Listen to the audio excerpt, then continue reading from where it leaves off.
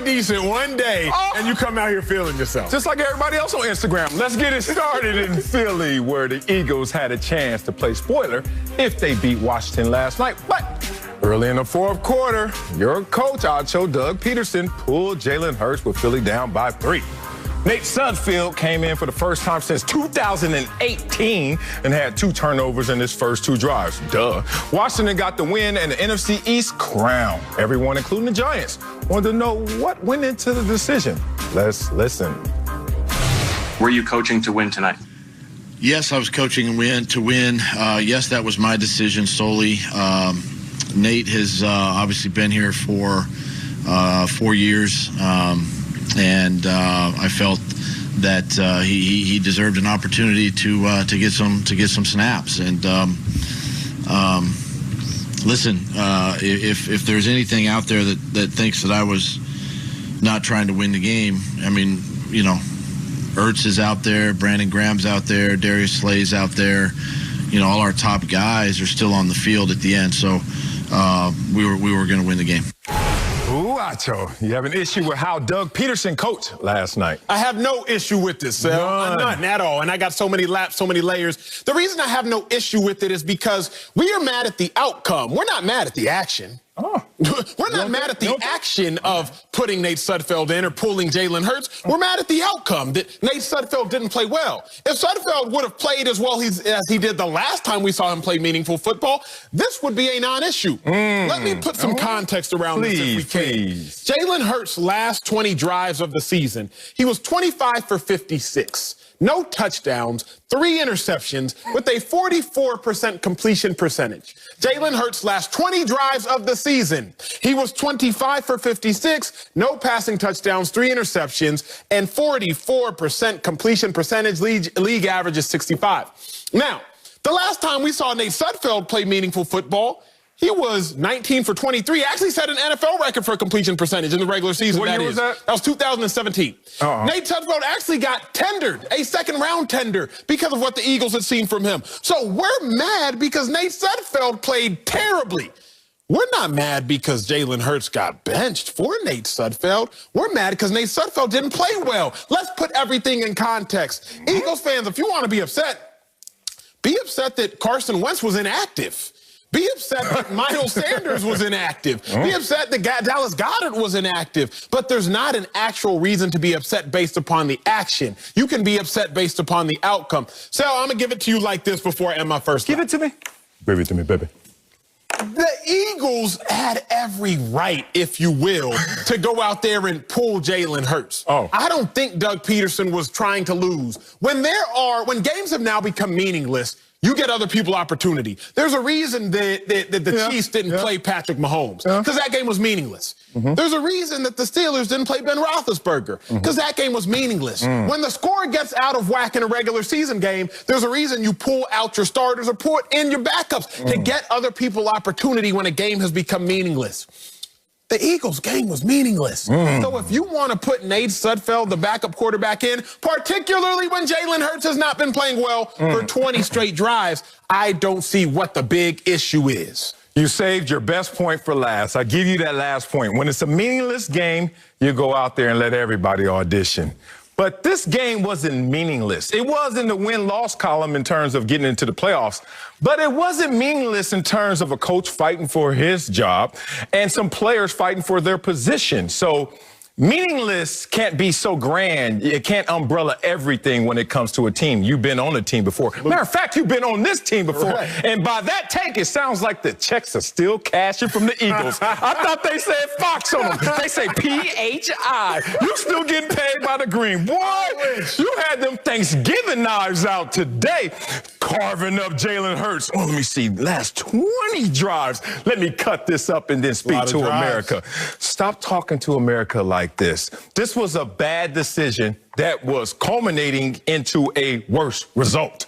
A bad decision that turned into something even worse than the decision was. Why was it a bad decision? Because be real, why would you ever take someone out of the game when they're in a game that they're only down by 3 and it really should be tied. You're in striking different distance when you talk about this game.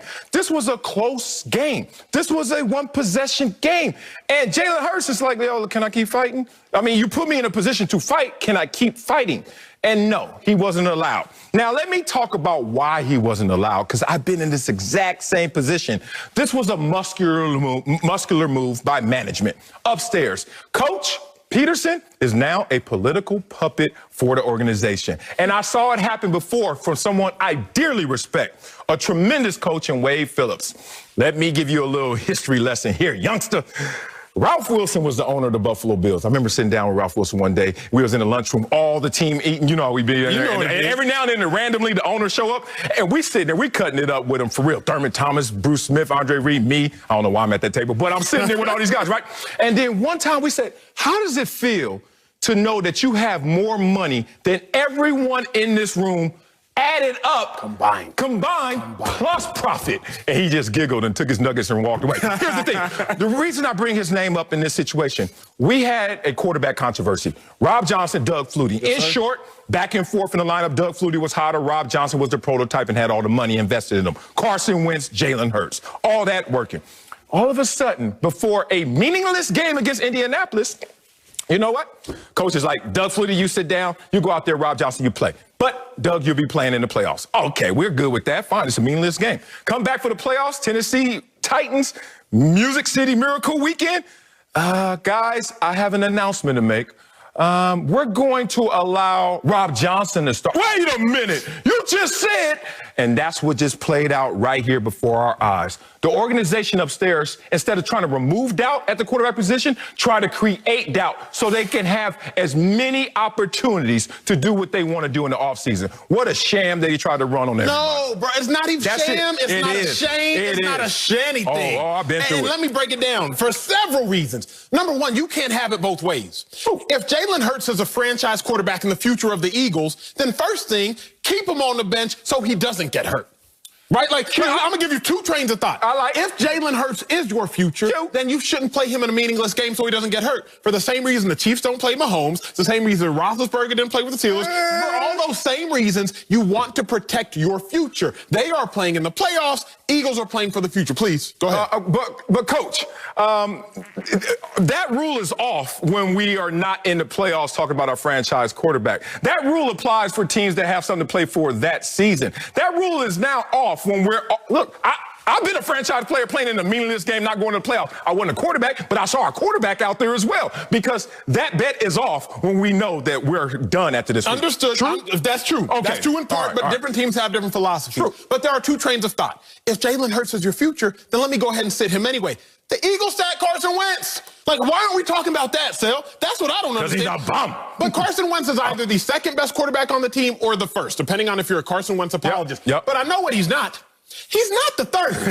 I know what Carson Wentz isn't. Right, he's not the third best quarterback on that team. So if we're going to talk about anything, let's talk about that. But I digress. If Jalen Hurts is your future, sit him to protect him. If he's not your future and you're still deliberating, then why wouldn't you want to deliberate and see what you have in a guy who started the season as your number 2? Week 1 of the NFL season this year, Jalen Hurts was inactive. Why was he inactive? Because Nate Sudfeld was number 2 and Carson Wentz was number 1. Jalen Hurts was your second-round pick. So if Nate Sudfeld was all that bad and not even worthy of consideration, 1, why is he on the roster? 2, why did he start the season at number 2? So, Sel, with either way you look at it, if Jalen Hurts is your future, then you can protect them. Or if you're still deliberating, then you want to see what you got. But it doesn't matter how you slice it. Doug Pederson was not in the wrong in that situation. Oh, stop it. Stop it. All right, I already corrected the first point because, you know, different teams do different things is what you had to land on instead of realizing, yeah, it does happen in the NFL that way. Second one, you're saying, why is Nate Sudfeld starting and Jalen Hurts is inactive for game 1? Was there a preseason? No, sir. Was there an off-season? No, sir. Was Jalen Hurts drafted this year? Yes, sir. Oh, okay. So you know what? You know what's interesting? He ain't going to beat out Carson Wentz at $128 million. So you know what they do? They just go with seniority. I've been there before. How many times? Acho, I switched high schools. Let me tell, all right, statute of limitations, all right, so I can't get in trouble. I switched high schools. I got recruited to go to one high school, went there for 2 years.